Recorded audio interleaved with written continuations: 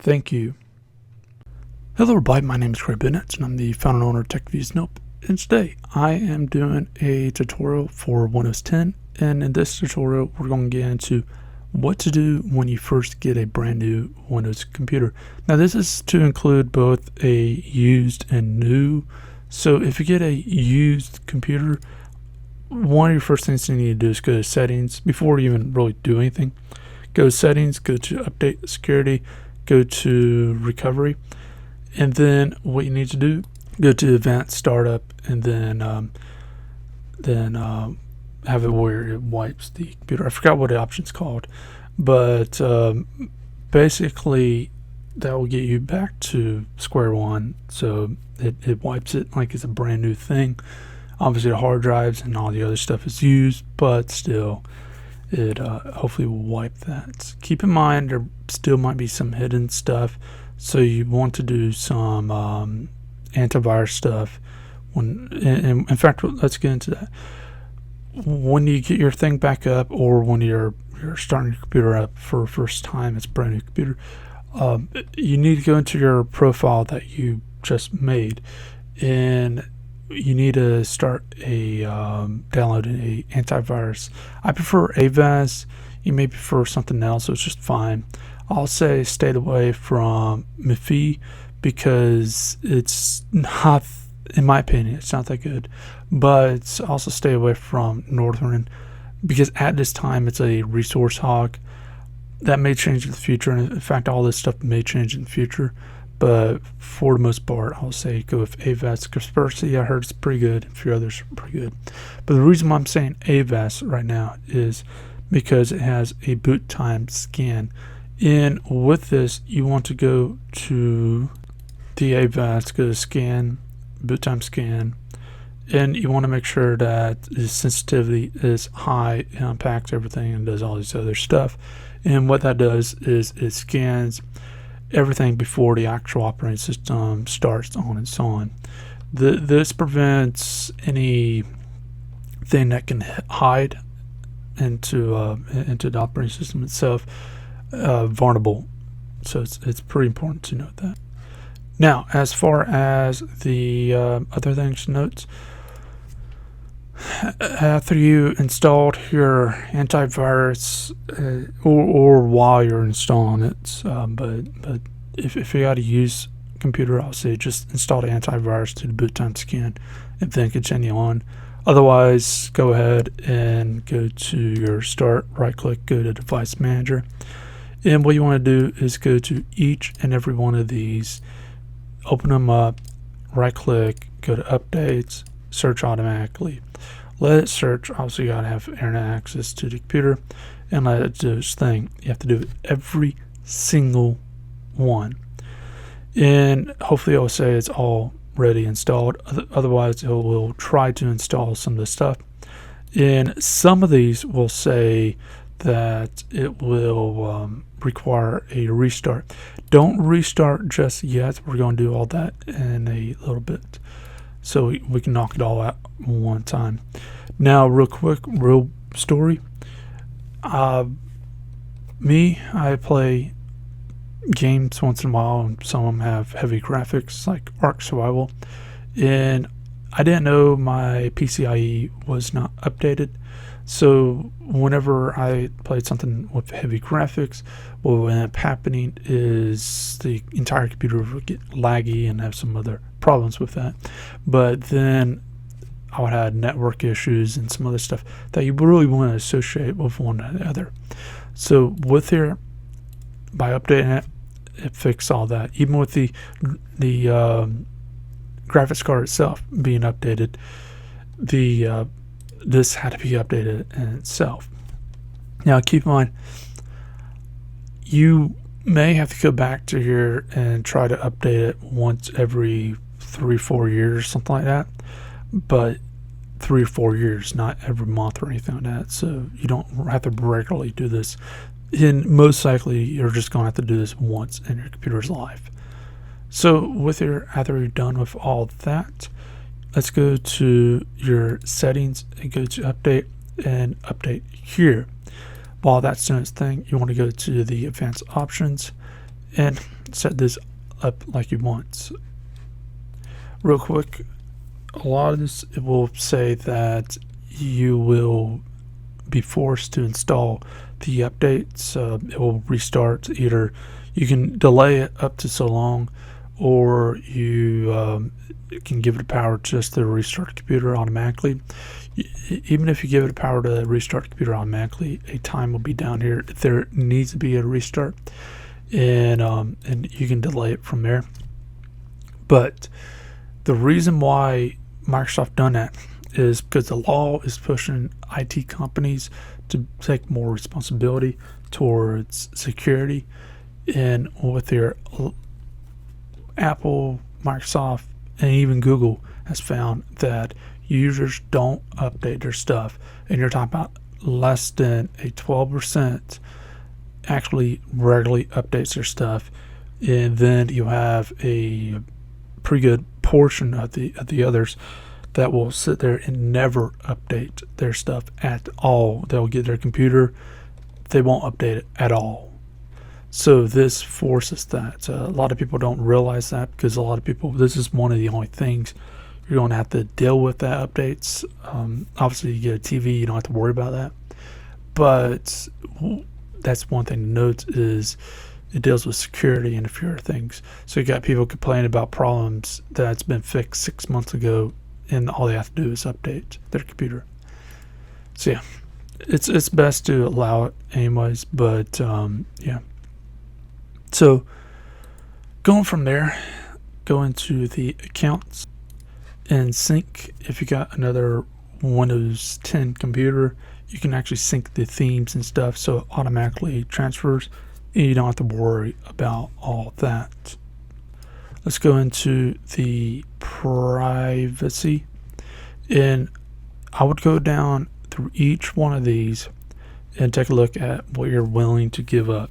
Now keep in mind, what happens is the all this is supposed to be anonymous information, up to a point. Like, say for example, with the calendar, it's what's saying is, will you allow applications use your calendar and read it? So for example, the mail and calendar application and some other stuff, you can allow that to see your calendar so it can do whatever it needs to do. So with that, you can turn off the ability per application, which is something I like, but you can turn it off altogether. This is more of a use for the application itself, so you can get full function out of it. And if you go something like, say, location, you can actually allow or deny this based on the application itself. So that's a big thing to keep in mind, and allows you to say, does this application really need it? So for example, this my SMS, all that does, it's outdated application, but back in the day, before Cortana connected your phone to Cortana, Android or whatever, to Cortana, and whenever you get a text message, it'll show up on your computer. This was really one of the only good ways to do it. There's a few ways to do it, but good ways and easy ways to do it. And it obviously doesn't need the location. As far as that goes, you can go up and down. Now with location, I'll say allow a lot of that, because if you allow it, what Google has right now is, say you bought something from Amazon and you get a tracking notification. Google will look at that, say, okay, this person has a tracking notification. Let's start tracking that packages and notify them as needed. And same thing will happen here. You say, I need to go to a meeting, put in a location and time, and the Microsoft's supposed to look at the location, time, and meeting, and let you know about traffic and weather conditions. And obviously there's other uses for that. So next, let's go to time and language. And what I'll advise is, if you use VPNs and certain other things, set the time zone automatically, turn it off, and that way you don't have to worry about time going all over the place.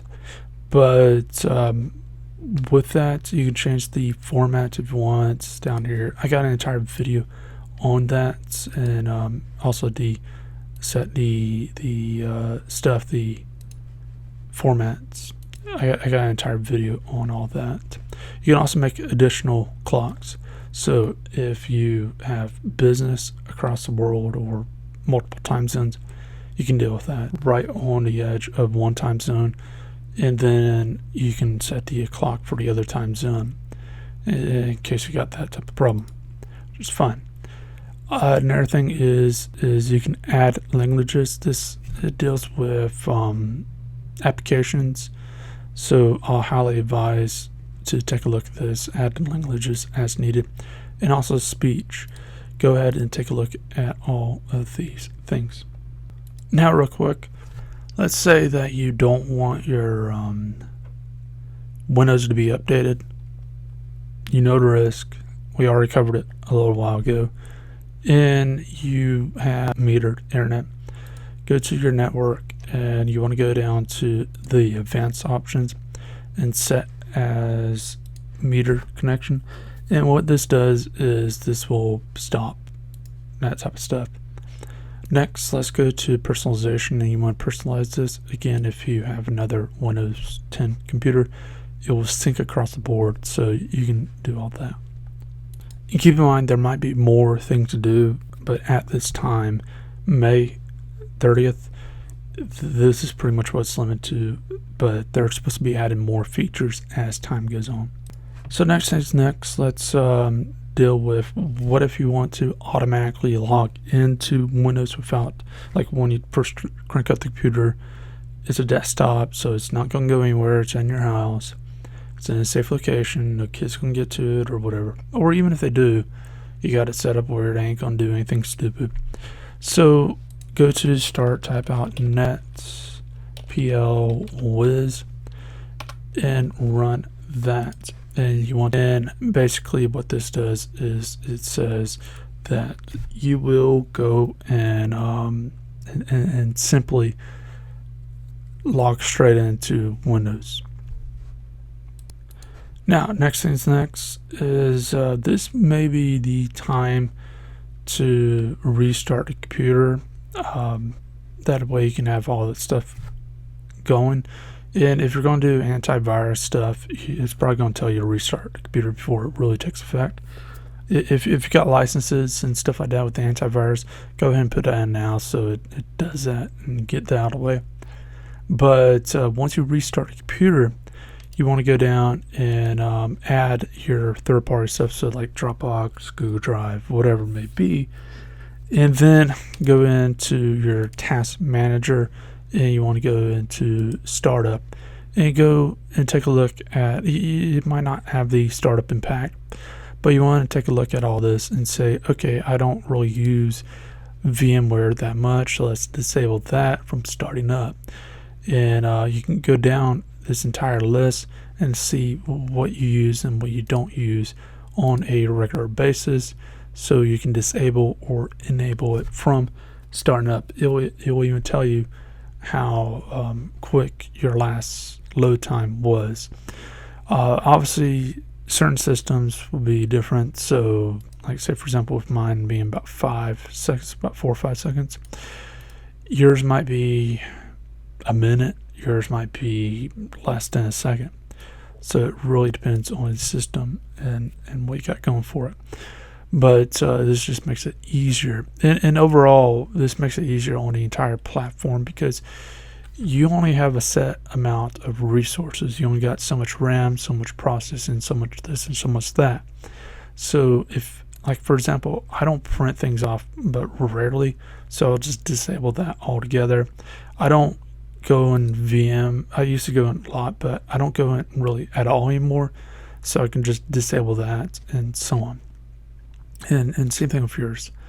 Now with that, you can go through here and take a look at all of that, and even go into the performance and see what the current rating is.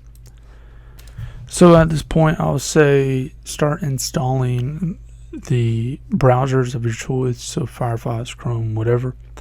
And what this will allow you to do is basically do whatever you need to do, and that way you're not limited to Microsoft's stuff. But another thing to do is look at what you want to uninstall that came with the computer. So for example, I don't use 3D Builder. 3D Builder is it's a pretty simple software, but basically it's great if you got a 3D printer. I don't have the money for that type of stuff. Hey, I got a Patreon, by the way, but I don't have the money for that type of stuff. So with that, let's remove some of that. And instead of just rehashing what I already covered in a previous video, I have it right here. I'll have a link to the video below. And what you want to do is go to the show more and put in the following codes into the PowerShell. And all of them that I know about is right there.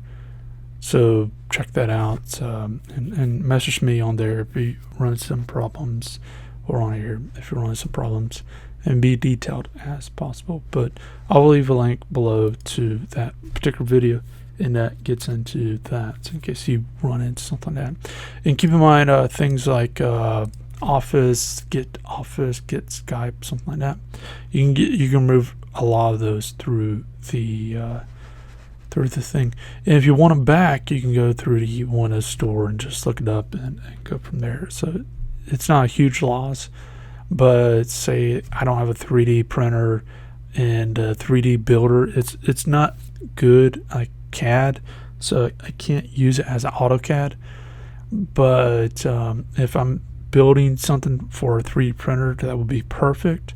But again, I don't have that ability, so it's not needed on this computer.